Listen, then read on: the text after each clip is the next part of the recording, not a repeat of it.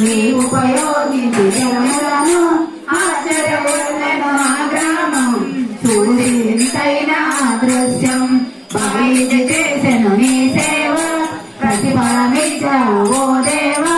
నీ ఆయువుని బదులిచ్చి ధాన్యము కలిగించి పశుపక్షులను ప్రేమించి